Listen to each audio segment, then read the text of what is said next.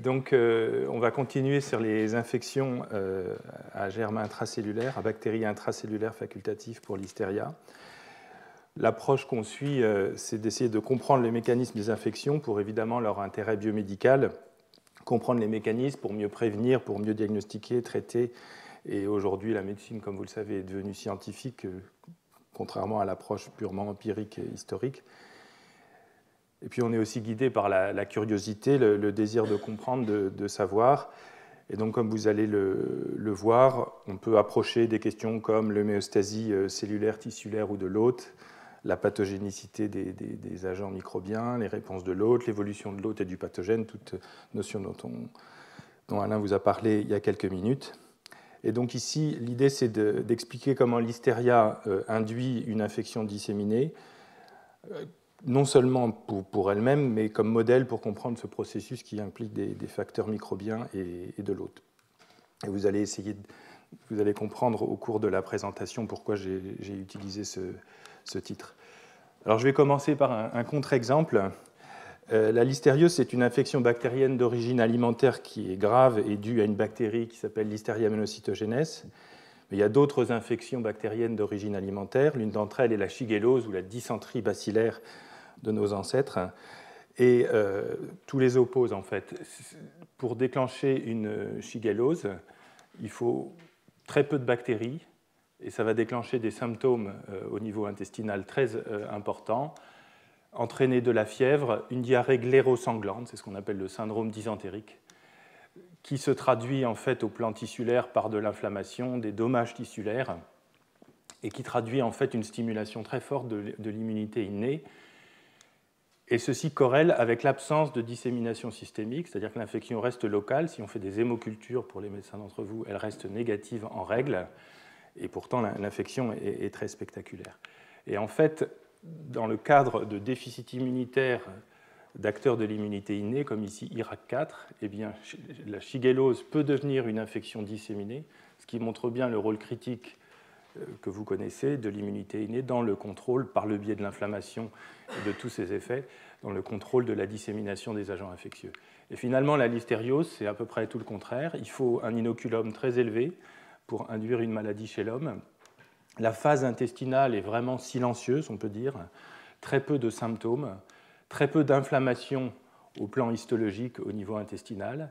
Et ceci traduit, comme je vais essayer de vous le montrer, un possible échappement à la réponse immune au moins innée et corrèle avec une dissémination systémique. Alors qu'est-ce que la listériose? Donc, comme je vous l'ai dit, la porte d'entrée intestinale, les bactéries qui se retrouvent dans la lumière intestinale, elles peuvent survivre à l'acidité gastrique, aux sels biliaires, se multiplier, s'installer et traverser la barrière intestinale pour disséminer par voie sanguine et lymphatique et finalement atteindre des organes comme le foie et la rate, où elle va pouvoir se multiplier, particulièrement en cas de déficit de l'immunité cellulaire, on y reviendra, et dans un deuxième temps par voie sanguine, atteindre ces organes cibles que sont le système nerveux central d'une part et l'unité fœto-placentaire d'autre part. Ce qui fait qu'au cours de l'infection, l'hystéria a la capacité de traverser trois barrières, la barrière intestinale, la barrière entre le sang et le cerveau qu'on appelle barrière hémato-encéphalique et la barrière materno-fœtale placentaire.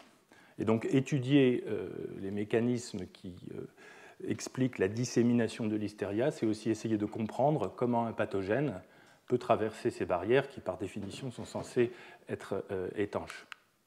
Alors, quelques mots sur la listériose humaine. Bon, quand on travaille sur un sujet, on veut toujours dire qu'on travaille sur un sujet assez important, donc c'est une infection grave. Ceci dit, il n'y a pas beaucoup d'infections dont le taux de mortalité est de l'ordre de 30%. C'est une infection relativement rare, 400 cas cumulés en France, et on le sait grâce à une déclaration obligatoire des cas. Il faut dire que la France a été un peu championne du monde de la listériose compte tenu des aliments qui véhiculent l'Listeria monocytogenes, comme des fromages à pâte molle, la charcuterie, et ça a conduit à la mise en place de systèmes de surveillance qui sont reconnus comme étant assez performants au plan mondial, ce qui fait qu'on a une très bonne connaissance de l'épidémiologie de la listériose, des cas incidents, et donc de données cliniques. Alors, les principaux cas, surtout en France où on contrôle la chaîne alimentaire, je n'entre pas trop dans les détails, c'est un peu hors sujet aujourd'hui. Les principaux cas sont des cas sporadiques, c'est-à-dire des cas isolés dus à l'absorption d'aliments contaminés de façon isolée. Mais vous voyez, comme c'est illustré ici, et ceci découle d'un travail prospectif qui a été rendu possible par la déclaration obligatoire des cas, et vous voyez que la survie après infection est relativement mauvaise, puisque alors que chez les femmes enceintes, évidemment, il n'y a pas de mortalité maternelle, j'y reviendrai, et c'est principalement des complications fœtales et néonatales dans 95% des cas, donc la grossesse est compliquée dans 95% des cas. Mais chez les patients qui ont une infection septicémique ou une infection septicémique et neurologique, eh bien, on a une mortalité franchement élevée qui traduit non seulement la gravité de l'infection, mais aussi la fragilité du terrain des patients qui développent ce type d'infection. J'y reviendrai également. Alors bien sûr, il y a des épidémies, on en entend de temps en temps parler dans la presse, et si vous regardez la presse, lisez la presse internationale, vous avez peut-être entendu parler de cette immense épidémie en Afrique du Sud, qui compte plus de 1000 cas, et qui se caractérise ici par une accumulation de cas sur plusieurs semaines, des cas qui sont principalement materno-fétaux, sans doute du fait de l'absence de système de surveillance et notamment de mesures préventives chez les femmes enceintes dans ce pays, et puis aussi des cas chez des patients jeunes, et ceci est probablement en partie dû au fait que de nombreux patients sont infectés par le VIH, infectés par le bacille de la tuberculose, voire co-infectés, et donc ça crée une population immunodéprimée, entre guillemets, qui est un peu différente de nos populations plutôt âgées en France. Et vous voyez que c'est une infection, c'est une épidémie qui a couvert l'entièreté du pays, et l'aliment contaminé, qui était une espèce de saucisson industriel produit en très grande quantité et en plus exporté dans toute l'Afrique, a mis beaucoup de temps à être identifié parce qu'il n'avait pas de système de surveillance. Et ça montre finalement l'intérêt de ces systèmes de surveillance. Là, je prêche un peu pour ma paroisse, puisqu'on s'occupe également du Centre national de référence de l'hystéria, qui coûte de l'argent, comme tous ces centres de référence, mais qui permettent de prévenir des épidémies qui n'ont quasiment plus cours en France pour ce qui concerne l'hystéria, en tout cas. Alors, si on veut essayer maintenant de comprendre le mécanisme de l'infection, il faut commencer par des choses assez simples au laboratoire. Et finalement, depuis maintenant plus de 30 ans, il a été observé que l'hystéria, qui est ici colorisée en vert sur cette image de microscopie électronique à balayage, est capable d'entrer dans des cellules dites non phagocytaires professionnelles, comme par exemple des cellules épithéliales humaines en culture. Et ici, vous avez un film accéléré qui vous montre une bactérie qui est en voie d'internalisation dans une de ces cellules. Donc, ce sont des cellules épithéliales, donc ce ne sont pas des phagocytes, et ce sont des cellules humaines. Okay. Alors, par des observations en microscopie électronique, en microscopie à fluorescence et tout ce qu'ont permis les progrès de l'imagerie, il a été montré que l'hystéria, une fois qu'elle a été internalisée, réside pendant un temps relativement court dans une vacuole de phagocytose. Et grâce à la molécule dont Alain vient de vous parler, la lystériolysine, des pores se forment au niveau de la membrane d'internalisation, ce qui permet à la bactérie de s'en échapper, de se multiplier dans le cytosol, qui est un milieu finalement riche, et de polymériser l'actine cellulaire par le biais d'une molécule de surface de l'hystéria monocytogénèse qu'on appelle ACT-A, et qui permet à la bactérie, je vais vous le montrer sur la diapo suivante, de se mouvoir dans le cytosol et éventuellement d'atteindre la cellule voisine en formant ces protrusions, d'envahir, grâce à cette espèce de cheval de Troie, la cellule voisine. Et ça rend compte d'ailleurs du fait, chose sur laquelle je reviendrai, que les défenses immunitaires qui sont vraiment importantes contre l'hystéria monocytogénèse sont plutôt ceux de l'immunité cellulaire qui vont reconnaître les cellules infectées plutôt que les anticorps dont il a été dit qu'ils pénètrent mal ou très peu dans les cellules. Alors ici, c'est juste pour vous dire ce dont je ne vais pas parler, c'est-à-dire que l'hystéria peut être utilisée comme outil pour comprendre la biologie cellulaire, non pas comme agent infectieux, mais pour comprendre la biologie cellulaire. Vous savez sans doute que de nombreux composés bactériens, toxines, protéines, facteurs de virulence ont été utilisés pour comprendre des phénotypes clés de la cellule, le trafic vacuolaire, etc. Ici, il se trouve que ACT-A, cette molécule dont je vous ai parlé, qui permet la motilité des bactéries, bon, le film a été accéléré aussi, mais vous voyez que c'est quand même assez spectaculaire, eh bien, les mécanismes qui permettent à l'hystéria de polymériser l'actine sont finalement assez voisins de ceux qui permettent à la cellule de polymériser sa l'actine lors de la locomotion, notamment de la différenciation cellulaire, des processus de transformation cellulaire, etc. Donc, en biologie cellulaire, l'hystéria est un outil particulièrement intéressant et donc bien connu des biologistes cellulaires. On verra que c'est aussi un outil bien connu des immunologistes. Alors, si maintenant on s'intéresse aux modalités d'entrée dans les cellules, en fait, l'hystéria est capable d'entrer comme n'importe quelle bactérie, dans des monocytes, des macrophages, des polynucléaires. Ça, c'est l'action de la cellule phagocytaire professionnelle qui permet l'internalisation de n'importe quelle particule, pour peu qu'elle soit petite, et c'est le cas de l'hystéria. Mais dans des cellules non phagocytaires, comme par exemple des cellules épithéliales, eh bien, il y a des facteurs bactériens de l'hystéria, comme INLA, INLB, qui permettent l'internalisation de l'hystéria. Donc ça a été découvert par Jean-Louis Gaillard il y a maintenant bien longtemps, plus de 20 ans, en screenant une banque de mutants obtenus par transposition, c'est-à-dire qu'on interrompt systématiquement les gènes de l'hystéria et on cherche des mutants qui ne sont plus capables d'entrer dans les cellules épithéliales. Et c'est ainsi qu'on identifie l'opéron INLAB, qui code pour 2 protéines de surface de l'hystéria monocytogénèse qu'on appelle INLA ou internaline, qui, comme son nom l'indique, est impliquée dans l'internalisation de l'hystéria dans les cellules, et une autre protéine sur laquelle je reviendrai plus tard, qu'on appelle INLB. Vous voyez que ces 2 protéines, non seulement ont des motifs d'ancrage à la surface bactérienne, mais ont aussi des motifs répétés dits LRR, ou leucine rich repeats, qui sont présents aussi sur des cellules, des protéines eucaryotes, comme les TLR par exemple, et qui sont en général impliqués dans des interactions protéines-protéines fortes, ce qui collait assez bien pour des cellules. J'ai mon téléphone qui sonne, donc je vais éteindre ça.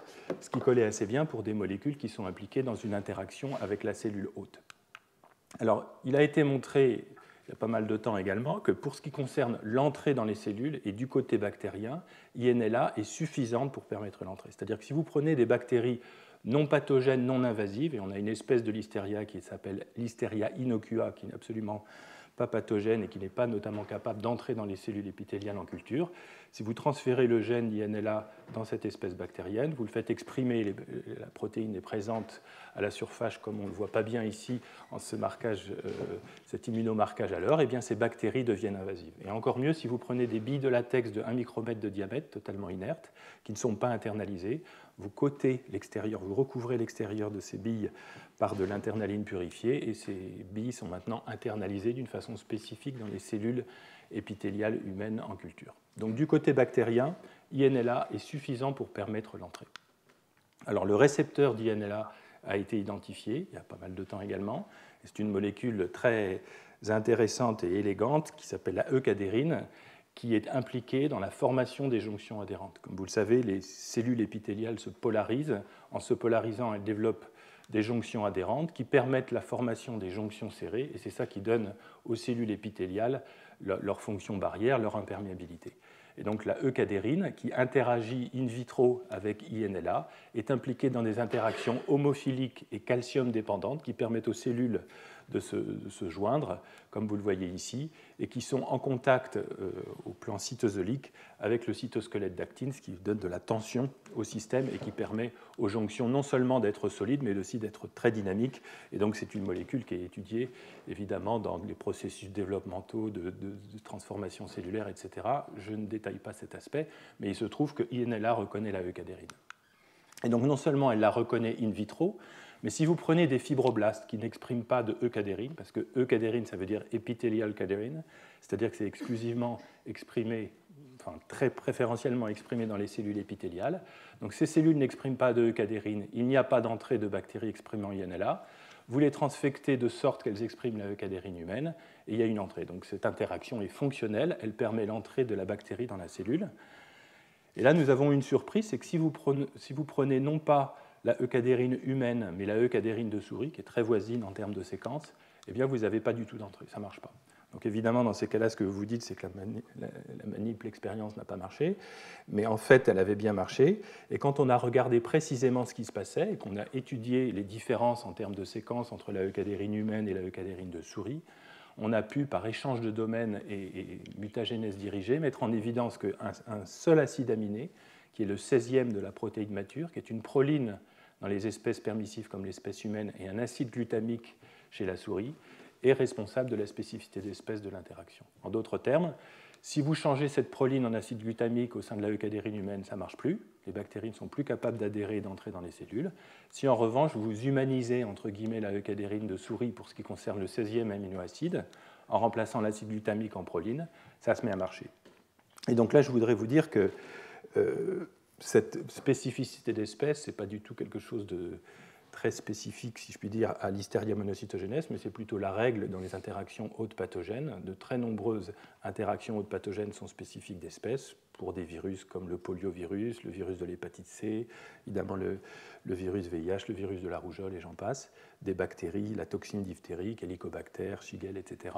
Une spécificité d'espèces très forte des pathogènes et des interactions hôtes pathogènes.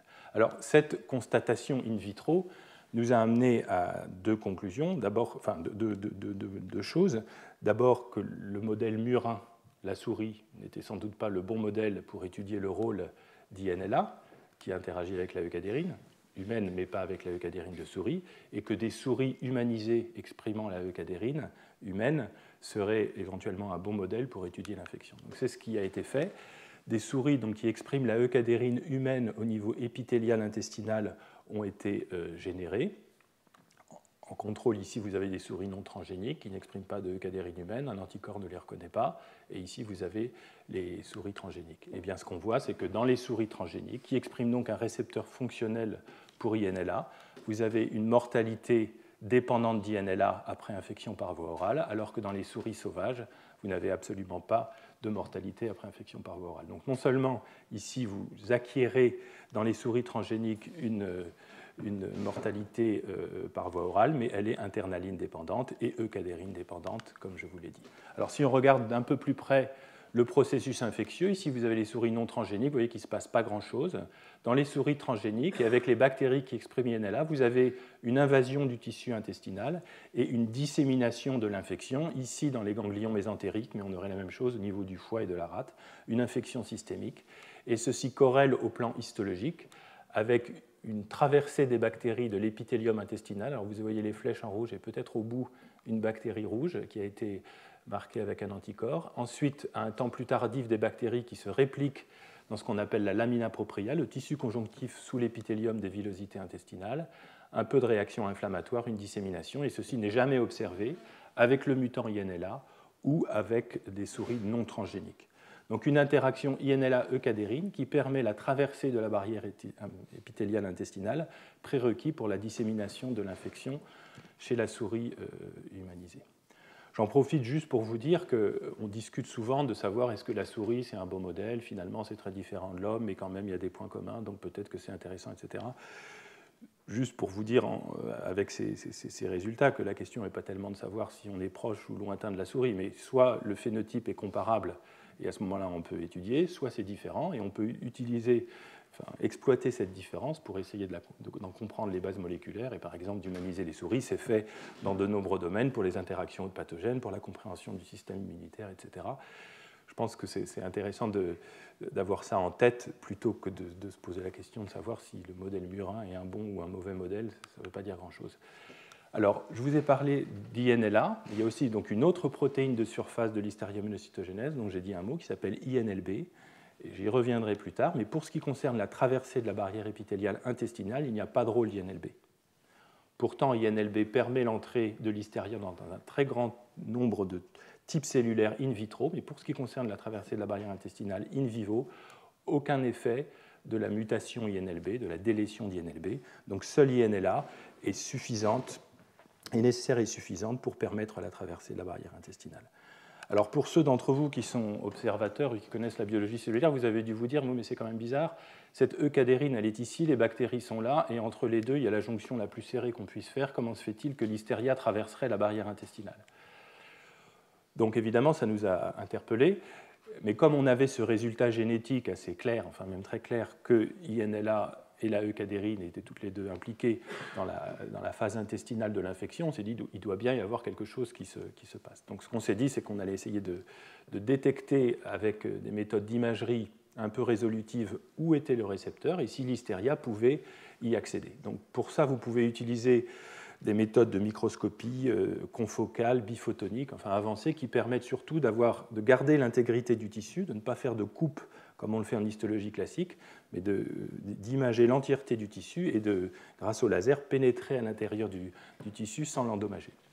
Et donc si vous faites ceci après avoir perméabilisé les cellules, eh bien, vous allez mettre en évidence l'aspect complètement typique qu'on appelle en rayon de miel des jonctions adhérentes, ici en vert et ici en blanc, où vous voyez typiquement les jonctions adhérentes qui permettent la connexion entre les cellules épithéliales sur une villosité intestinale. Donc ça, aucune surprise. Maintenant, ce que vous pouvez faire, c'est exactement la même chose, mais sans perméabiliser, pour essayer de voir s'il n'y aurait pas de la eucadérine quelque part accessible à l'extérieur pour l'hystéria, qu'elle puisse reconnaître pour traverser la barrière intestinale. Donc si je vous en parle, c'est que ça a marché. Donc je ne vais pas vous passer tous les détails et vous donner tous les détails de ces expériences, mais ce qui a été vraiment frappant, c'est de remarquer ici en vert, autour de cellules particulières qu'on appelle les cellules caliciformes ou cellules à mucus, ou goblet cells en anglais, eh bien vous voyez qu'il y a un marquage vert.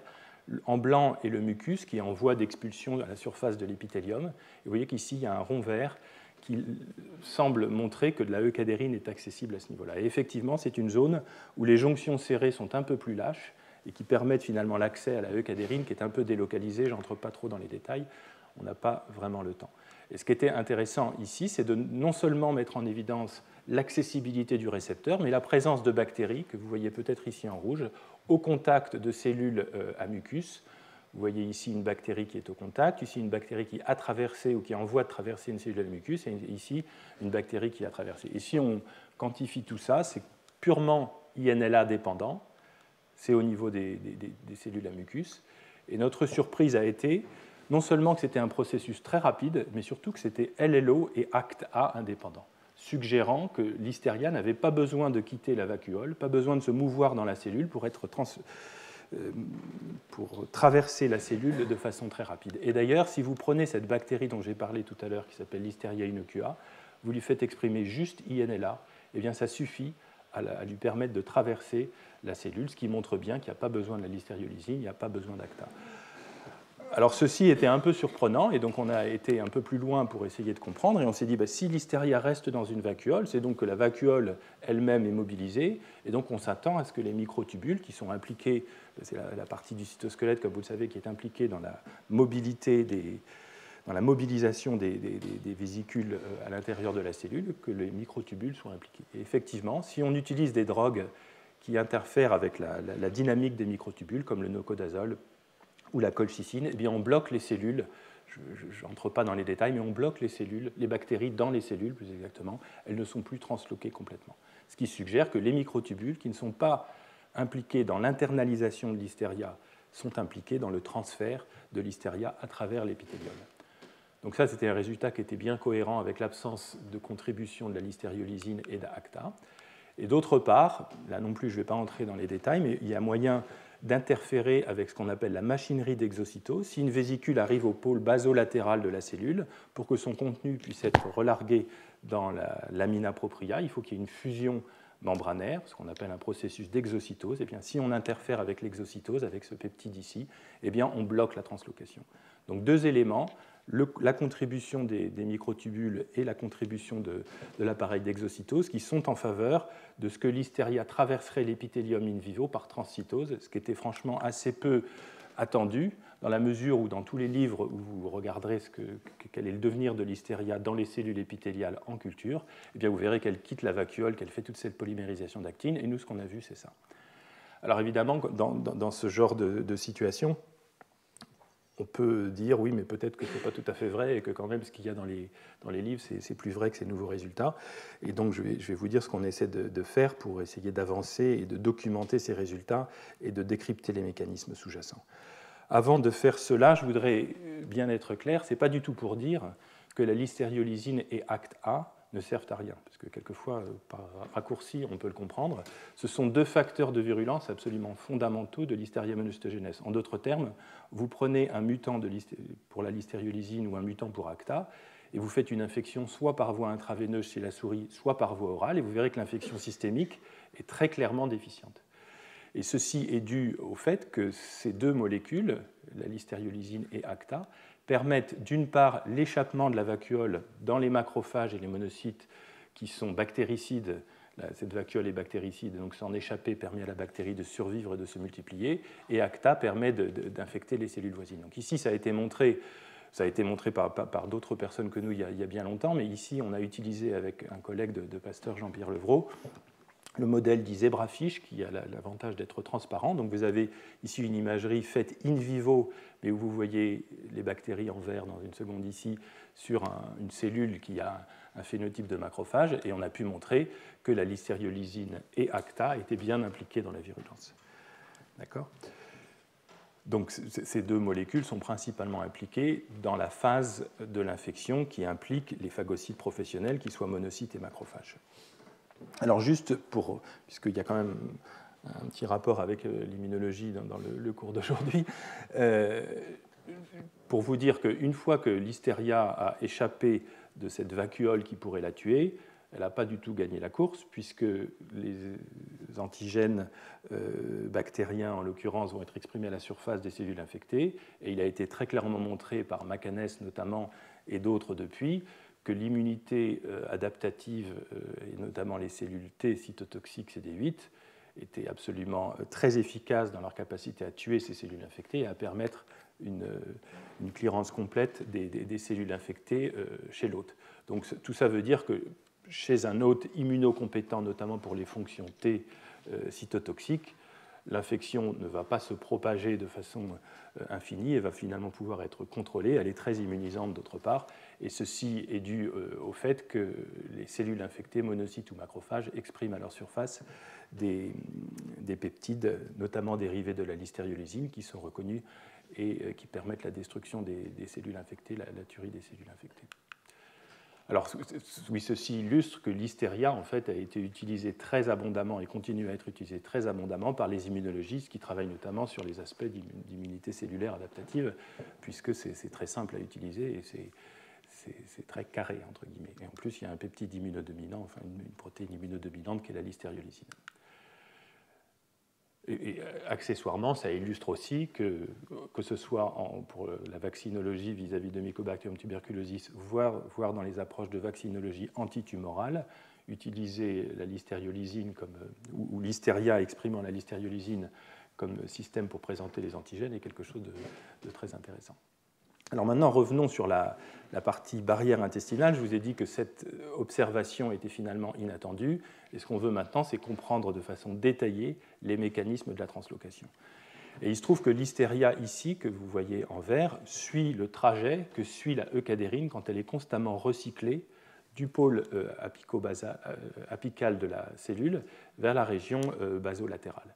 Et donc il y a toute une voie de signalisation de recyclage entre guillemets de la eucadérine que semble suivre l'hystéria. Et notre hypothèse, c'est que l'hystéria effectivement suit simplement le recyclage des vésicules de eucadérine qui sont exclus de la zone apicale pour être relargués à la zone basolatérale. Alors ça, c'est notre hypothèse de travail. Comment est-ce qu'on essaie d'avancer pour essayer de la documenter? Alors on a essayé tout type de modèles cellulaires plus ou moins polarisés, etc. Pour faire simple, ça ne marche pas. Et donc on a été obligé de se reporter sur des modèles qui sont très intéressants, un petit peu difficiles à travailler, et ça nous prend beaucoup de temps, qui sont les organoïdes. Donc vous avez sans doute entendu parler de ces systèmes expérimentaux qui, à partir de cellules souches, permettent de différencier ex vivo des mini-organes, ici des mini-guts ou des mini-intestins. C'est une technologie qui initialement a été développée par Hans Clevers, où en cultivant des cellules souches, eh bien, on peut développer des espèces de microsphères ici, et qui ont l'intérêt, bon ici elle n'est pas très belle, mais quand on fait un immunomarquage, et notamment qu'on détecte les différents sous-types de cellules au niveau intestinal, on voit en blanc, vous allez voir sur la coupe ici, les cellules qui produisent le mucus. Donc on a bien un système expérimental où on a la juxtaposition de cellules entérocytaires classiques et de cellules à mucus qui nous intéressent dans ce cas particulier, puisqu'on veut essayer de comprendre les mécanismes d'internalisation de l'hystéria dans ces cellules et de transit au travers de ces cellules. Alors l'intérêt de ce système expérimental, c'est que non seulement on peut produire des organoïdes, on peut les garder, alors c'est plus simple sur le papier qu'en réalité, ça s'infecte facilement, c'est un peu compliqué, et surtout on peut les transduire par exemple avec un vecteur rétroviral, pour leur faire exprimer une protéine qui a une action dominante négative, pour down-réguler l'expression d'un gène, etc. Donc c'est quelque chose finalement qui permet, donc ici vous avez l'expression de la GFP, une protéine fluorescente, ce qui fait qu'on peut utiliser les outils de la biologie cellulaire la plus précise dans un système plus pertinent qu'une lignée cellulaire immortalisée qui pose quelques problèmes, notamment dans sa polarisation, pour ce qui concerne l'accessibilité de la eucadérine. Alors l'autre chose, si on veut utiliser ce système expérimental, c'est qu'il nous faut micro-injecter l'hystéria à l'intérieur de ces organoïdes intestinaux. Donc c'est ce qu'on fait ici. Ici, les bactéries sont fluorescentes en vert, elles expriment la GFP, Green Fluorescent Protein, et vous avez donc ici un organoïde qui a été micro-injecté. En rouge, les cellules à mucus, et en vert, les bactéries qui sont prêtes éventuellement à traverser l'épithélium. Donc si je vous en parle, c'est que ça marche. Donc là, on a deux exemples. Un exemple ici d'une cellule à mucus, ici le mucus est en rouge, avec une bactérie qui est en voie de traverser en fait, d'ici à ici, c'est-à-dire de la lumière vers ce qui serait la lamina propria. Les différents marquages montrent que c'est bien spécifique. Et puis ici, vous avez un autre exemple d'une bactérie qui a traversé, elle est passée d'ici à ici, et donc le système marche. Alors si le système marche, ce qu'il nous faut maintenant, c'est quantifier les choses et puis essayer de voir quel est l'effet d'une ablation de telle ou telle molécule qui peut être impliquée dans l'internalisation, le trafic vésiculaire comme les protéines RAB, le transit comme les moteurs tels que les kinésines, l'exocytose, etc. Donc c'est quelque chose qui est en cours. Et je pense que ces organoïdes qui sont un peu utilisés aujourd'hui, entre guillemets, à toutes les sauces, sont vraiment intéressants pour étudier les interactions hauts pathogènes. C'est clair que si on peut s'en passer, c'est pas plus mal, parce que c'est quand même un petit peu difficile à utiliser au laboratoire et ça prend beaucoup de temps. Alors, ayant développé le modèle transgénique dont je vous ai parlé, on avait donc, outre la possibilité d'étudier les mécanismes de traversée de la barrière, on peut aussi étudier les mécanismes de réponse de l'hôte, et notamment au niveau intestinal, ce qui par définition n'avait pas été fait avant, puisqu'il n'y avait pas de traversée active. Et c'est une diapo un peu chargée, mais dont pour laquelle je ne vais pas du tout entrer dans les détails. La surprise a été que quand on a pris des souris qu'on a infectées, soit par les bactéries sauvages, soit par le mutant INLA, voire le mutant INLB, eh bien, en termes de transcrit up ou down régulé, on n'a vu aucune différence. C'est-à-dire que le tissu intestinal répond à l'infection par Listeria monocytogenes, mais qu'elle exprime ou non les molécules d'invasion, INLA ou INLB, ça ne fait pas de différence. Et ça, c'était franchement pas du tout attendu. On pensait que les bactéries dans la lamina propria produiraient une réponse inflammatoire qui serait détectable. En fait, ce qui est très clairement détectable, c'est l'effet de la listériolysine, qui est codé par ce gène HLY pour la listériolysine.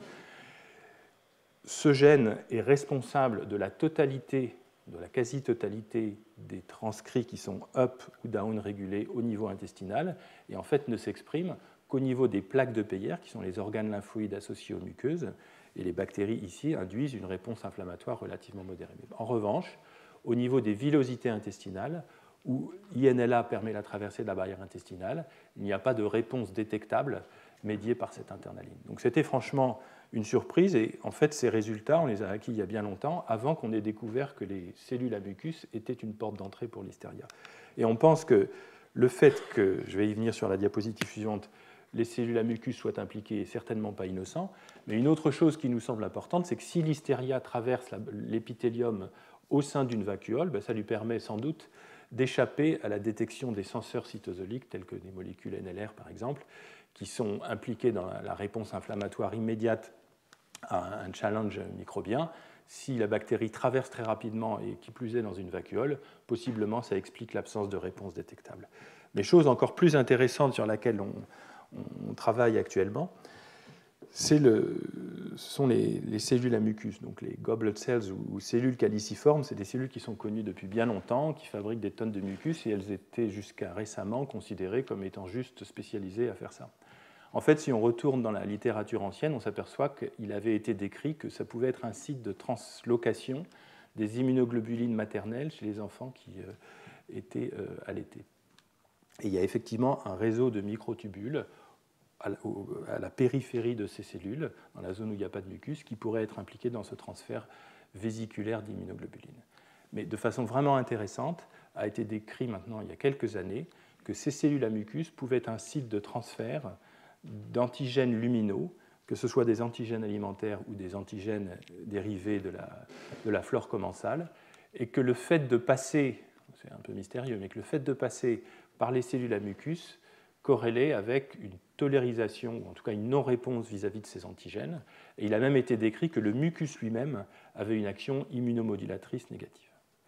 Donc le mucus, bien sûr, il a une action antibactérienne de protection contre l'invasion des micro-organismes de la lumière par une action, je dirais, purement structurale, de faire ce qu'on appelle la barrière de mucus. Mais il semble qu'au-delà de cette fonction un peu triviale, le mucus puisse être impliqué dans la régulation des réponses immunes, et notamment des réponses innées, et également possiblement adaptatives. Donc nous, ce que nous essayons de faire actuellement, c'est d'essayer de comprendre ce en quoi le fait que l'hystéria traverse par ces cellules à mucus puisse expliquer le fait que INLA n'induit pas de réponse. Donc on pense que l'hystéria, d'une façon, ça peut être une explication du titre, d'une façon finalement assez inattendue et très clairement en grand contraste avec Shigel, quand elle est dans la lamina propria des villosités, est très peu détectée et que ça doit favoriser non seulement la survie des bactéries, leur multiplication et leur dissémination, et que ça explique sans doute également le fait qu'il y a très très peu de symptômes qui sont associés avec la listériose dans sa phase intestinale. Et d'ailleurs, on va venir maintenant à la phase placentaire. Chez les femmes enceintes qui transmettent l'hystéria à leur bébé, et bien, quand on les interroge, très peu décrivent des signes intestinaux. Or, la bactérie est bien passée par là quelques jours avant, quelques heures avant. Alors, donc, j'ai parlé abondamment, on aurait pu en parler plus longtemps, mais on n'a sans doute pas le temps, de ce qui se passe entre l'hystéria et la barrière intestinale. Qu'en est-il de la barrière placentaire? Donc, comme je vous l'ai dit, dans 95% des grossesses où l'hystéria est présente, il y a une complication fœtale ou néonatale, donc c'est clairement un problème. Évidemment, on était intéressé à essayer de comprendre le mécanisme. Alors tout ceci est parti d'une observation assez inattendue, c'est que je vous ai parlé de cette internaline qui est exposée à la surface de l'Listeria monocytogenes, qui interagit avec la eucadérine, et ceci permet l'entrée. Tout ça marche très bien. Le problème, c'est que des souches de Listeria monocytogenes, en tout cas certaines des souches qu'on avait au laboratoire, avaient une troncation dans la protéine INLA qui faisait qu'elle n'était plus ancrée à la surface des bactéries et que donc elle ne pouvait plus remplir sa fonction de ligand de ce récepteur cellulaire, et donc elles n'étaient pas capables d'entrer dans des cellules exprimant la eucadérine. Donc tout ça, évidemment, nous a un peu interpellés. On s'est dit que peut-être ces résultats que nous avions décrits n'avaient pas de grande pertinence clinique, et on s'est dit en tout cas qu'on avait la possibilité maintenant, à ce stade, puisqu'il y a des souches positives pour INLA et des souches négatives, d'essayer de voir s'il y avait une association entre ce qui se passe au plan clinique et l'expression d'INLA. Donc c'est ici qu'on peut tirer parti du fait qu'à l'Institut Pasteur, il y a ce centre de référence pour l'hystéria, où toutes les souches isolées au plan clinique et dans les aliments, dans le cadre de la surveillance nationale, sont envoyées pour caractérisation. Et donc, entre autres choses, ce qu'on peut faire, c'est essayer de regarder la structure du gène d'INLA, l'expression de la protéine, pour essayer de voir ce qu'il en est, et notamment entre les souches d'origine clinique et les souches d'origine alimentaire. Bon, ces résultats ont été publiés il y a longtemps, je ne vais pas entrer trop dans les détails, mais je crois que vous voyez qu'ici, 96% des souches ont une adrénaline fonctionnelle. Ici, seulement 65% des souches. Elles sont représentatives des deux groupes et la différence est très fortement significative, ce qui suggère qu'il y a bien un rôle de cette internaline dans l'infection humaine à l'Listeria monocytogenes. Alors si maintenant, parmi les souches cliniques, on s'intéresse à leur origine clinique, certaines ont été issues de patients qui n'ont développé qu'une bactériémie, c'est-à-dire des bactéries qui ont traversé la barrière intestinale et qui étaient présentes dans le sang. Certaines étaient isolées d'infections du système nerveux central et enfin d'autres étaient isolées d'infections fœtoplacentaires. Donc si on regarde les souches d'origine alimentaire et les souches isolées de cas de bactériémie, on voit que la différence est là aussi extrêmement significative, ce qui est un moyen de valider de façon indépendante et a posteriori le modèle transgénique dont je vous ai parlé et qui suggère que l'internaline joue un rôle dans la traversée de la barrière intestinale. Mais beaucoup plus intéressant, et finalement c'est ça qui nous a fait nous intéresser à cette infection fœtoplacentaire, c'est qu'on s'est rendu compte que pour ce qui concernait les cas d'infection materno-fœtale, il n'y avait aucune souche tronquée qui était impliquée, suggérant fortement que l'internaline puisse être impliquée dans la traversée de la barrière placentaire. Et vous voyez ici d'ailleurs qu'il y a une différence significative entre les souches responsables de bactériémie et celles qui sont capables de traverser le placenta. Donc si on a ce résultat pour INLA, on s'attend à ce que le récepteur, la eucadérine dont je vous ai parlé, soit exprimé à l'interface entre la mère et le bébé. Donc c'est le cas de l'interface placentaire entre ici le sang maternel et le sang fœtal. Vous avez ce tissu épithélial qu'on appelle syncytiotrophoblaste qui dérive du tissu cytotrophoblastique qui joue le rôle de cellules souches. Et ces cellules d'origine épithéliale expriment la eucadérine. Et pour aller vite, ce que je peux vous dire, c'est qu'il y a de la eucadérine accessible à l'interface. Donc le récepteur est bien présent et peut a priori être reconnu par Listeria. Donc on a pu le documenter en mettant en évidence, en prenant l'avantage du placenta, c'est que c'est un tissu humain avec lequel il est relativement facile de travailler parce qu'il n'est pas utilisé à autre chose a priori une fois que l'accouchement a eu lieu.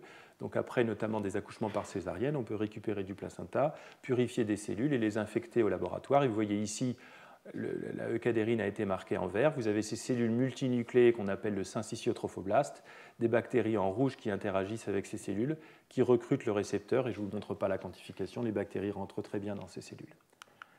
Maintenant, si vous prenez une approche un peu plus gore, donc cette photo n'est pas très appétissante, mais c'est du placenta tout propre issu d'une césarienne. Et vous pouvez microdisséquer ce qu'on appelle des explants placentaires et les garder dans un système expérimental dans une étuve et pouvoir les infecter ex vivo ensuite. Et donc ce que vous pouvez regarder, c'est ce qui va se passer en termes d'infection avec Listeria monocytogenes. Alors ici, vous ne voyez pas bien la coloration de grammes, mais ici, peut-être en rouge, vous voyez des bactéries qui interagissent avec la barrière villositaire placentaire. Et ce que vous voyez quelques temps plus tard, c'est le développement de ces foyers infectieux qui ont exactement la même morphologie que les lésions que Listeria induit dans des placentas de femmes qui ont développé une listériose fœtoplacentaire et transmis l'infection à leur bébé. Donc, très clairement, ce système expérimental permet de reproduire les lésions histologiques qu'on voit au cours de l'infection humaine. Et cette lésion, elle est dépendante de l'internaline, c'est-à-dire que si vous prenez un mutant qui n'exprime pas d'internaline, cette lésion ne se produit pas. On peut quantifier tout ça, je ne détaille pas trop. Alors, évidemment, ces données cellulaires et avec des explants humains, ils essaient de vous montrer que l'internaline joue un rôle, mais c'est toujours bien d'avoir un modèle animal. À l'époque où ces expériences ont été faites, on n'avait pas de modèle animal, puisque le modèle animal qu'on avait généré, c'était ce qu'on appelle une souris transgénique qui exprimait la eucadérine humaine uniquement au niveau épithélial intestinal et pas au niveau placentaire. Donc ce qu'on a fait depuis, et maintenant c'est devenu très facile avec la technologie CRISPR-Cas9 dont vous avez sûrement entendu parler, c'est de faire ce qu'on appelle un knock-in, c'est-à-dire de modifier le gène de la eucadérine de souris pour faire en sorte qu'en position 16, il n'y ait non plus un acide glutamique, mais une proline. Donc ces souris ont été obtenues. On a d'abord testé des cellules primaires de ces souris et montré que quand la eucadérine est mutée, humanisée et qu'il y a de l'internaline, eh bien, dans les cellules in vitro, il y a bien un recrutement du récepteur et une internalisation. Donc le système marche. Et surtout ensuite, in vivo, on a pu montrer, en regardant l'infection au niveau placentaire et fœtal, dans ces souris transgéniques. Donc ici, les résultats sont exprimés en ce qu'on appelle index de compétition, c'est-à-dire qu'on co-infecte avec les bactéries sauvages et avec les bactéries mutantes, et on voit qui a gagné à la fin. Vous voyez qu'il y a plus de bactéries sauvages que de mutantes, ce qui implique qu'il y a bien un rôle d'INLA dans l'infection placentaire et fœtale, alors qu'il n'y en a pas au niveau maternel, ce qui aurait évidemment pu biaiser les résultats. Alors, ce que ceci illustre, c'est qu'il y a des points communs, évidemment des points de différence évidents, mais des points communs entre la barrière épithéliale intestinale et la barrière placentaire, et que le récepteur eucadérine, qui est exprimé à ces deux niveaux, permet à Listeria, exprimant INLA, d'envahir ces tissus, de traverser ces barrières. Il se trouve qu'il y a une différence assez marquée, dont je n'ai pas parlé jusqu'à maintenant, qui est que alors que INLB ne joue aucun rôle dans la traversée de la barrière épithéliale intestinale, il est absolument critique pour la traversée de la barrière placentaire. Donc ça a été un problème assez difficile à résoudre et qui a fait l'objet d'ailleurs de pas mal de controverses dans la littérature que je vais vous passer, mais on a compris maintenant ce qui se passait. En fait, INLB a pour récepteur MET, qui est le récepteur pour le facteur de croissance des hépatocytes, HGF, et l'interaction entre INLB et MET stimule la PI3 kinase. Il a été montré de longue date, je ne vais pas détailler, que si vous bloquez l'activité PI3 kinase, vous bloquez l'internalisation de l'hystéria, quelle qu'en soit l'origine, notamment l'entrée INLA dépendante requiert une activité PI3 kinase. D'accord ? Ce qui tombe assez bien, c'est qu'il y a une activité PI3 kinase constitutive au niveau des cellules à mucus, des goblet cells, qui sont les sites de translocation de l'hystéria au niveau de la barrière intestinale. Il se trouve que la PI3 kinase, qui est une enzyme qui est impliquée dans la régulation de très nombreuses voies cellulaires, de différenciation, de survie, de réponse immune, etc., est constitutivement active au niveau des cellules à mucus, puisque pour fabriquer du mucus, il y a besoin de cette activité PI3 kinase. Accessoirement, d'ailleurs, l'activité PI3 kinase peut déstabiliser les jonctions, et il est possible que ce soit la raison pour laquelle les cellules à mucus aient cette E-cadérine accessible. Mais je n'entre pas ici dans les détails. Donc, toujours est-il qu'il y a une activité PI3 kinase constitutive, celle-ci est nécessaire à l'entrée, INLA interagit avec la E-cadérine, et l'entrée a lieu. D'accord ? Il n'y a pas besoin d'INLB parce que INLB stimulerait la PI3 kinase, mais le bouton est déjà allumé, la lumière est déjà on, il n'y a pas besoin d'en mettre plus, ça ne sert à rien. En revanche, au niveau placentaire, il n'y a pas d'activité PI3 kinase constitutive. Et ça traduit une différence entre la barrière placentaire et la barrière intestinale. Clairement, les physiologies sont différentes. Il n'est pas clair de savoir pourquoi il n'y a pas d'activité PI3 kinase constitutive, mais c'est comme ça. Et donc, ce que fait INLB, c'est de stimuler cette activité PI3 kinase, de sorte que l'internalisation puisse avoir lieu. Et donc, INLA ne marche que si INLB est présent. D'accord ? Donc, ceci vous illustre un point commun évident entre la barrière placentaire et la barrière intestinale, mais aussi des différences et dont la signification physiologique reste à explorer. Et ça illustre bien qu'un pathogène peut permettre de mieux comprendre la biologie des barrières, comme ici l'intestin ou le placenta. Alors, je vais finir maintenant en vous parlant de finalement ce qui est le plus spectaculaire pour ce qui concerne l'infection à l'Hystéria monocytogenes, qui est l'infection neuroméningée, qui est associée à cette mortalité très élevée.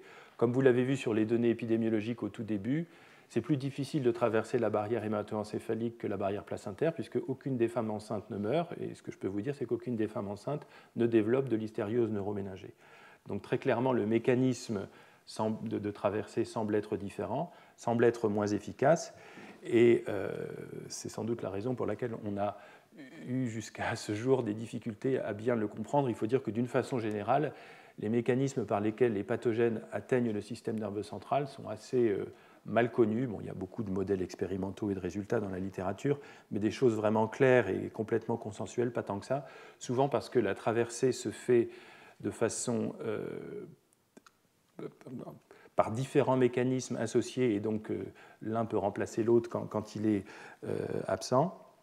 Et d'autre part, c'est souvent, entre guillemets, clonal, c'est-à-dire qu'il y a très peu de traversée et beaucoup d'amplification après, ce qui fait que le mécanisme de traversée lui-même est difficile à décrypter. Bon, ça, ce sont des excuses pour essayer d'expliquer pourquoi on a du mal. C'est sûr que quand on a travaillé sur la barrière intestinale et placentaire, on se dit que la barrière hémato-encéphalique, finalement, c'est un peu pareil, pas tout à fait quand même. Mais enfin, bon, il y a une barrière épithéliale au niveau entre le sang et le liquide céphalorachidien. La barrière est franchement épithéliale, puisque les vaisseaux qui parcourent les plexus choroïdes ont des trous, entre guillemets, c'est-à-dire que c'est ce qu'on appelle un endothélium fenêtré, et vous avez donc une barrière épithéliale. Donc ça, ce serait entre le sang et le liquide céphalorachidien, et puis vous avez les cellules endothéliales qui forment la barrière hémato-encéphalique sensu stricto, au contact des astrocytes, qui forment des jonctions très serrées, mais il n'y a pas de jonction adhérente, c'est quand même très, très notoirement différent. Et toujours est-il, pour faire court, si on regarde dans des modèles in vitro la contribution d'INLA et d'INLB, on peut éventuellement la voir, et ça montre la limite de ces modèles, parce qu'in vivo, en fait, ce n'est pas clair du tout. C'est-à-dire qu'il n'y a pas de phénotype franchement associé. Pour ce qui concerne en tout cas l'adhésion et l'internalisation dans ces cellules de barrière d'INLA et d'INLB. Alors on était un peu bloqué puisque ça ne marchait pas bien et on ne savait pas trop comment faire. Et puis bon, c'était finalement d'une certaine manière assez intéressant que ce ne soit pas toujours la même chose. Donc on a essayé de creuser un peu la question et de jouer avec le système. Et une chose assez évidente qu'on a vue, c'est que si vous prenez un animal non immunodéprimé et que vous l'infectez par voie systémique, bien vous allez avoir une infection dans le cerveau, mais qui va être relativement peu intense et surtout qui va être complètement éliminée, contrôlée. L'animal va survivre et l'infection va être éliminée. Si en revanche vous utilisez une immunosuppression, par exemple la cyclosporine, qui entre autres choses déprime les fonctions T, et bien là vous avez le développement d'une neurolystériose, je vous passe les détails, des signes cliniques, d'hémiplégie, etc. chez les animaux infectés, et surtout une infection qui se maintient et qui se développe. Donc clairement du côté de l'hôte, et j'y reviendrai à la toute fin, le statut immunitaire a un rôle clé. Et les patients qui développent des neurolystérioses seront principalement des patients qui ont un traitement immunosuppresseur, qui ont des comorbidités associées avec des dysfonctions de l'immunité cellulaire, diabète, cirrhose, etc. Et d'ailleurs, précisément, les mécanismes moléculaires en jeu ne sont pas forcément connus et c'est sûrement quelque chose d'intéressant à travailler. Vous voyez, du côté de l'autre, il y a pas mal de choses à faire, mais finalement des choses assez évidentes. On déprime les fonctions T. Sans doute les monocytes infectés survivent plus longtemps et ça permet une invasion du système nerveux central. Mais on s'est dit que peut-être il y avait aussi des choses à creuser du côté bactérien et c'est ce par quoi je vais finir. Parce que je vous ai parlé de l'Listeria monocytogenes, mais je ne vous ai pas dit de quelle souche je vous ai parlé. Je vous ai parlé d'une souche de référence qui est utilisée dans le monde entier. Et je ne vous ai pas parlé de la biodiversité de l'Listeria monocytogenes.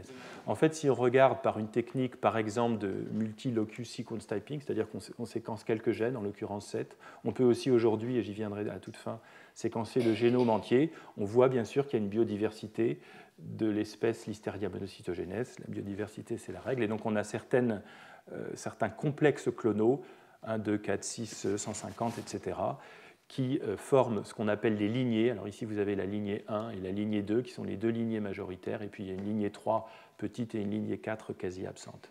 Et vous voyez qu'il y a des sérotypes de Listeria monocytogenes qui en fait correspondent à certains des clones de certaines des lignées, etc.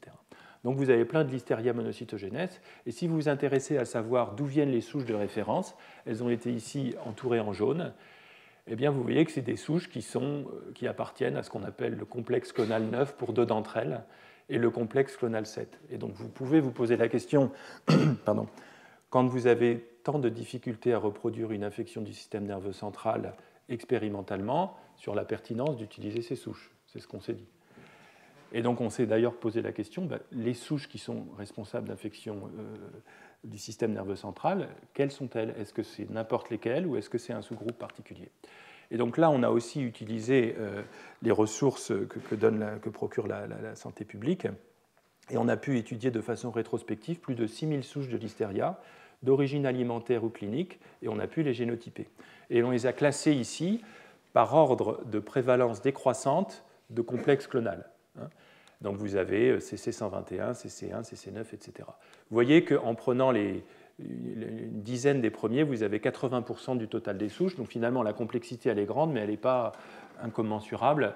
On peut s'en sortir. Vous voyez que vous avez une information quant à la lignée, rouge pour la lignée 1, bleu pour la lignée 2, et puis vous avez une information quant à l'origine alimentaire ou clinique. D'accord ?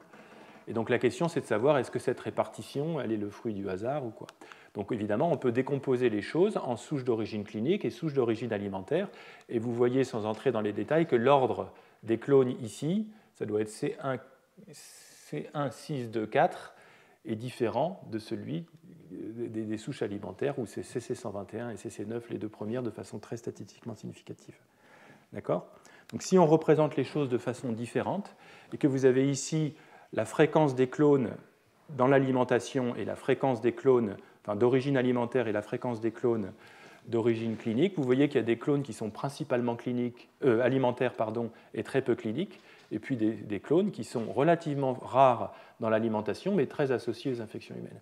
Et ce que vous voyez en petit ici, pour ne pas être trop embarrassé, c'est que les souches de référence, elles ne sont pas celles-ci. Elles sont ici, EGDE, donc c'est des souches que j'avais cerclées en jaune. Donc clairement, quand on voit ces résultats, on peut se poser la question de la pertinence de l'utilisation de ces souches de référence dont je vous ai parlé. L'autre chose qu'on a observée, et ça c'est en regardant de plus près les données de cette étude prospective dont je vous ai parlé au tout début, qui a maintenant permis de recruter plus de 1000 patients avec l'hystériose. On a des données cliniques très détaillées, plus de 500 données cliniques par patient, et on a notamment ce qu'on appelle des comorbidités immunosuppressives. Donc ça, c'est un grand sac qui rassemble toutes les causes d'immunosuppression associées à des pathologies XY et éventuellement à des traitements immunosuppresseurs. Et on peut regarder maintenant la prévalence des différents clones, qu'ils soient d'origine clinique ou d'origine principalement alimentaire, en fonction de l'immunosuppression, des comorbidités immunosuppressives. Et ce que vous pouvez voir, c'est qu'il y a une corrélation inverse entre les clones associés à la clinique et la comorbidité. C'est-à-dire qu'il y a certains clones qui sont d'autant plus fréquemment isolés qu'il y a peu de comorbidité immunosuppressive, et au contraire, les clones plus prévalents dans les aliments et moins prévalents en clinique, ils sont plus fréquemment isolés chez des patients très immunodéprimés. Donc ça, ce n'est pas une surprise, on sait bien qu'une infection, c'est la somme de facteurs microbiens et de facteurs de l'hôte, des facteurs de virulence microbiens et des facteurs de susceptibilité de l'hôte, et que c'est quelque part sur cet axe que se situe le phénotype infection, infection invasive ou juste portage ou rien du tout. Donc on s'est posé la question de savoir si ces résultats ne nous indiquaient pas que certaines souches pourraient être plus virulentes que d'autres, ce qui expliquerait simplement pourquoi, c'est la façon la plus triviale de l'expliquer, qu'elles soient plus fréquemment retrouvées en clinique que d'autres souches qui sont relativement fréquentes dans les aliments, mais qui seraient peu responsables d'infection simplement parce qu'elles seraient moins virulentes. Donc si j'en parle, c'est qu'on a testé cette hypothèse. Et ici, on a mesuré expérimentalement la perte de poids, qui est un phénotype assez brut et simple, après infection par voie orale, de représentants des différents clones, ici à jour 3 et à jour 5. Et vous voyez très clairement que les clones dits cliniques, ils induisent une perte de poids très significative par rapport aux souches de référence qui finalement induisent une perte de poids relativement modeste, et les souches qu'on pourrait qualifier d'hypovirulentes, qui sont ici les souches d'origine alimentaire, qui elles sont associées à un gain de poids parce qu'on utilise des souris qui sont encore en croissance. Donc vous voyez très clairement qu'il semble y avoir une différence en termes de pouvoir pathogène de ces souches, et si on regarde précisément au sein des organes le nombre de bactéries après infection par voie orale, je vous passe tous les détails, mais je vous demande de vous focaliser ici sur le cerveau. Je crois qu'il est assez clair que ces souches, là dont je vous ai parlé, 1, 4 et 6, qui sont justement associées aux infections cliniques, aux infections et notamment aux infections du système nerveux central, sont associées à une charge bactérienne dans le cerveau beaucoup plus importante que les souches de référence. Donc ici, on a une explication finalement de la raison pour laquelle on a si peu de bactéries dans les modèles expérimentaux avec les souches de référence, c'est juste qu'elles ne sont pas neurotropes. Et donc si on peut se dire que si on prend ces souches, on va sans doute avoir un meilleur modèle d'infection. Une autre possibilité, évidemment, c'est d'immunosupprimer la souris, comme je vous en ai parlé. Alors, une fois qu'on a finalement mis en évidence cette biodiversité et que certaines souches ont des phénotypes différents, il suffit d'essayer d'étudier un peu leur contenu en gènes pour essayer de voir quels gènes sont associés avec le phénotype et éventuellement la fonction. Donc, je n'entre pas dans les détails ici, mais vous savez que certains gènes sont conservés au sein de l'espèce, c'est ce qu'on appelle le corps génome, et puis certains gènes sont spécifiques de certains clones, de certaines bactéries, c'est ce qu'on appelle le génome accessoire, et c'est bien sûr plutôt dans le génome accessoire associé aux souches hypervirulentes qu'on va essayer de chercher les gènes de virulence responsables par exemple du neurotropisme. Donc ici, je ne vais pas détailler tout ça, mais vous voyez un arbre phylogénétique de tous ces clones, et puis ici, vous avez présence ou absence de gènes en noir ou en gris dans les différents clones. Et ce qu'on cherche, par exemple, pour un clone hypervirulent comme CC4, c'est un cluster de gènes qui ne serait présent que dans ce clone. Et donc peut-être que si ce cluster de gènes n'est présent que dans ce clone, c'est lui qui porte en partie la virulence associée à ce clone. Donc en fait, ce cluster de gènes, par la notation, on peut voir qu'il est censé codé pour un transporteur de sucre et donc être impliqué dans une voie de signalisation et de régulation du métabolisme de Listeria monocytogenes. Tout ça n'a pas été vérifié au plan expérimental, mais c'est la notation qui nous le dit. Il faut savoir que des transporteurs dits PTS chez Listeria monocytogenes, il y en a plus de 10. Donc on est un de plus, on ne sait pas trop ce que ça veut dire. En tout cas, ce qui est sûr, c'est que si on enlève ce PTS, eh bien, on a une perte de virulence et notamment du neurotropisme. Donc ça, ici, vous avez les données dans le sang et dans le cerveau. Vous voyez que, alors qu'il n'y a pas de différence de charge bactérienne au niveau du sang, il y a une différence de charge bactérienne au niveau du cerveau, et quand on fait les ratios, c'est très significatif. Donc clairement, ce cluster de gènes semble être impliqué dans le neurotropisme de Listeria, et c'est complémenté, donc c'est expérimentalement concluant. Alors, On ne sait pas du tout comment ça marche. On n'a pas pu trouver pour l'instant de sucre qui soit spécifiquement transporté par ce transporteur. On ne sait pas non plus s'il est fonctionnel, etc. Et c'est clair que c'est juste une illustration de l'approche de génomique comparative pour identifier des facteurs de virulence, mais il y en a certainement beaucoup d'autres. Et bon, je n'entre pas dans les détails, mais on a quelques idées sur d'autres gènes ou d'autres régulations qui pourraient rendre compte de cette hypervirulence. Et c'est clairement un nouveau pan de recherche qui s'ouvre. Ce que je voudrais dire, c'est que je vous ai dit au tout début, je vous ai parlé de l'identification d'INLA et d'INLB par le biais du screening d'une banque de mutants obtenue par transposition, donc à partir du génome simple d'une souche de référence. Maintenant, ce qu'on a, c'est l'entièreté des génomes. On en a séquencé plus de 20 000. Et donc, bon, c'est un peu large comme éventail des possibles. Il y a dans ce pangénome de Listeria monocytogenes beaucoup de choses qui rendent compte de la persistance dans l'environnement, de la virulence plus ou moins grande, etc. Et donc, c'est ça qu'il faut essayer de décrypter. On a un terrain de jeu vraiment très large. Alors, une autre chose, évidemment, qu'on essaie de faire, c'est de reprendre par le biais du phénotype biologique les mécanismes. Donc on voit ici avec les souches hypervirulentes des monocytes infectés qui sont en contact avec les microvaisseaux du cerveau. Ce qu'on veut, c'est essayer de comprendre quels sont les mécanismes liés à ces souches particulières qui permettent ce phénotype et qui permettent ensuite la dissémination de la bactérie au plan du cerveau. Au niveau du cerveau. Je voudrais juste finir sur les 2 dernières diapositives pour vous dire que, ayant constitué cette cohorte de patients, qui est assez unique, encore une fois, grâce au système de surveillance français, eh bien, on peut avoir les données cliniques détaillées et on a trouvé, ce qui n'est pas forcément très étonnant, donc au sein de cette étude qu'on a appelée Mona Lisa, avec plus de 350 cas de neurolistériose, on a trouvé des patients qui n'ont pas de comorbidité, c'est-à-dire ils n'ont pas d'autres maladies, de déficit immunitaire connus, de traitements immunosuppresseurs en cours. Et donc évidemment, ces patients, ils sont éventuellement candidats pour avoir un déficit immunitaire qui s'ignore. C'est plutôt des gens jeunes, ils ne sont pas particulièrement infectés avec des souches hypervirulentes. Et donc on essaie, avec l'aide de collègues comme Dusan Bogunovic aux États-Unis et Louis Quintana et Étienne Patin à l'Institut Pasteur, d'essayer d'identifier des nouveaux facteurs qui puissent rendre compte de cette susceptibilité éventuelle à Listeria monocytogenes. Ce n'est sûrement pas une susceptibilité isolée à cette bactérie, enfin c'est en tout cas peu probable.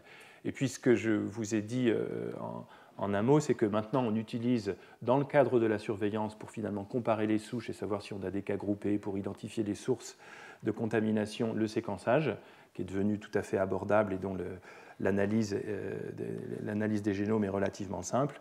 Et donc on peut l'utiliser non seulement pour la surveillance, mais aussi comme outil de recherche pour de la génomique comparative et des Genome-Wide Association Studies entre les données cliniques et tout le génome bactérien, éventuellement le génome humain. Donc ça fait beaucoup de données à analyser et c'est assez passionnant. Donc je vais en terminer, juste en résumant des notions assez simples qui d'ailleurs ont été aussi évoquées par Alain.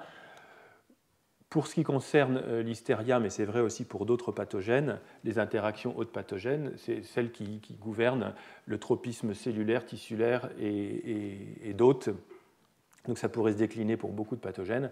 Regardez en détail comment un pathogène interagit avec une cellule, un tissu, un hôte, c'est clé pour comprendre ce qui se passe. Donc ça s'applique à Zika, à Mycobacterium tuberculosis, à n'importe quoi. C'est important de disséquer en détail la biologie moléculaire et cellulaire de ces agents infectieux. Ce qui est sûr, c'est que les microbes et leurs hôtes sont très divers. Je vous ai parlé de la biodiversité des microbes, évidemment, et la biodiversité de l'hôte, ça a été discuté tout à l'heure. Les micro-organismes et leurs hôtes coévoluent, et donc on le voit bien concernant l'hystéria. Il y a la question de savoir qu'est-ce qui a permis à l'hystéria d'acquérir ces facteurs de virulence.